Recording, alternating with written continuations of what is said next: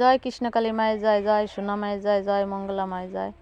দেখো কৃষ্ণকালী মায়ের মন্দিরে অগণিত ভক্তরা এসে পড়েছে।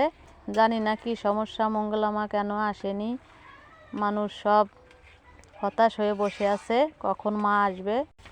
তো দেখো পুলিশে কি বলছে আটকাননি, থানায় গিয়েছিলেন, বাবুর সঙ্গে কথা বলেছেন, এতে কোনো সমস্যা নেই। আপনার মায়ের কাছে ভালো করে জানুন, মায়ের কাছে ফোন নাম্বার থাকলে বলছে না মাকে আটকে গেছে, না মিথ্যা কথা, মায়ের কাছে আটকে নেই। আপনারা সব ভালো করে জানুন, মা আছে, মাই সকলকে নিষেধ করেছে যে এখান থেকে চলে গেলাম।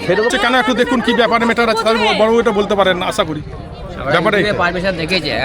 আমরা কিন্তু সেটা জানি যে এখানে পারমিশন হয়েছে, তারপরে পারমিশন কপি থাকলে তো উনিই বলবেন যে আমার পারমিশন তার লোক কেন আটকাচ্ছেন। কিন্তু আমাকে কেউ আসবে না, ভিডিও দেখেছিলাম, যে ভিডিও দেখেছিলাম উনি বলেছিলেন যে পঞ্চায়েত পুলিশ বা এভরিথিং সমস্ত পারমিশন আমার হয়ে গেছে, আর কোনো সমস্যা নেই, এটা শুনেছিলাম। এইবার আপনাকে আমি প্রশ্ন করি, আপনাকে যে ভিডিও দেখেছেন যিনি বলেছেন যে না আপনার আমি অফিসে আটকে দিচ্ছেন, এটা তো বলতে পারবেন। হ্যাঁ সেটা অবশ্যই, মানে আপনাদের তোমরা চলে যাও, এখানে আমি বলি না, ভুল হচ্ছে, টোটো চলে যাবে বলেছে, আপনাদের যেতে বলিনি।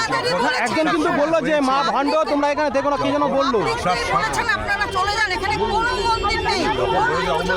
বলেছে যে আপনারা চলে যান, পুলিশ আটকেছে, আর কেউ আটকানে, কোনো জনসভা আটকানে। সামনে বলছেন না, চলে গেল তোর। আপনারা সামনে বলেন, আমরা তো ক্যামেরা ধরবো, আমরা তো কিছু মুখ বুঝে বলতে পারি না, আপনারা কেন বলেন না? উনি আমার কথাটা শুনুন, আমার কথাটা শুনুন, উনি ভয়েস করে ওনার মাথায়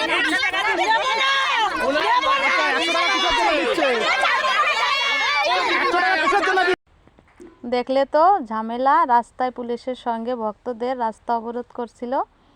তো এই দেখো মন্দিরের সামনে ভিড়, মা আজকে আসেনি।